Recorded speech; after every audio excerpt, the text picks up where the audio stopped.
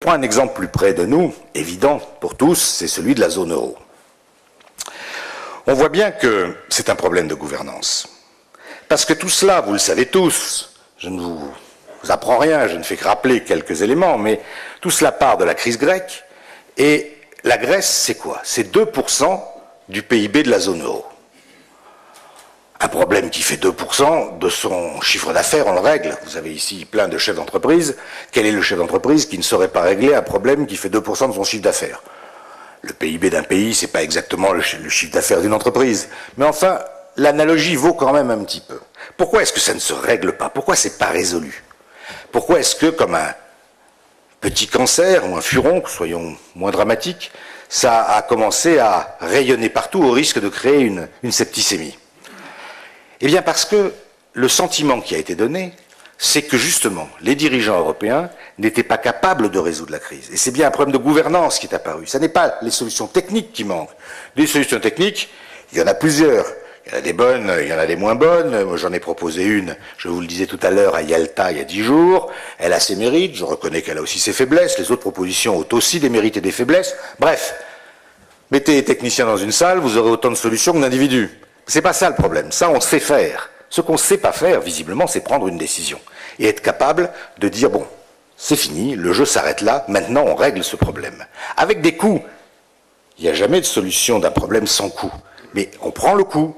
J'avais dit à la télévision française il y a un an, l'erreur faite par les Européens, c'est de ne pas vouloir prendre leur perte. Il y a une perte. Quand vous avez un membre qui est complètement gangréné, il faut le couper.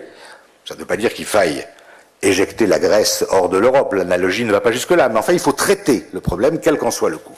La difficulté, c'est que les Européens, pour des raisons politiques que chacun peut comprendre, parce que chaque gouvernement a des échéances politiques devant lui, ne veut pas trop heurter ses électeurs, parce que la conscience de la gravité du problème et de la nécessité de le résoudre n'est pas apparue très vite, et à mon avis pour certains n'est toujours pas apparue clairement, tout cela fait que maintenant, depuis 3 ans, cette affaire traîne, s'est étendue, le manque de confiance s'est étendu, de la Grèce à l'Espagne, au Portugal, à l'Italie, et le problème à l'origine, relativement modeste, très difficile pour les Grecs, qui d'ailleurs font des efforts considérables, est devenu un problème totalement européen. Où est l'erreur? Dans la gouvernance, dans l'incapacité des institutions européennes, et au-delà des institutions, parce qu'on peut toujours bousculer les institutions quand c'est la crise et quand il le faut, l'incapacité des dirigeants européens de prendre une décision qui leur coupe un bras. Oui, c'est difficile. Mais souvent, c'est ce qu'il faut faire. Et vous voyez bien, donc là encore, de façon plus évidente peut-être encore que dans le cas américain que j'évoquais tout à l'heure, combien la question de la gouvernance est centrale. Le problème de la zone euro se résoudra lorsque quelques dirigeants politiques seront capables de dire maintenant, on s'arrête, on prend le coup, on se répartit le coup d'une manière ou d'une autre, et on repart de l'avant.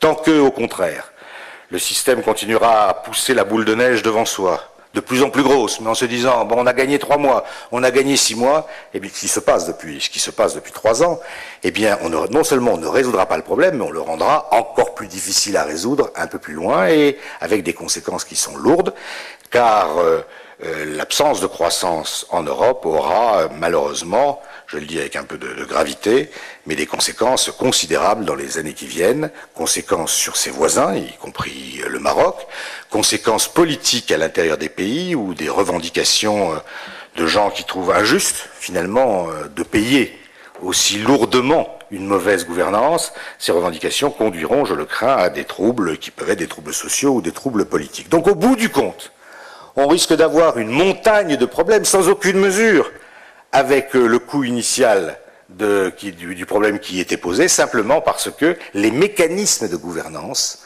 n'ont pas permis à des individus, dont ce n'était pas obligatoirement la formation, même s'ils sont chefs d'État ou Premier ministre, de comprendre assez vite qu'il fallait traiter le problème.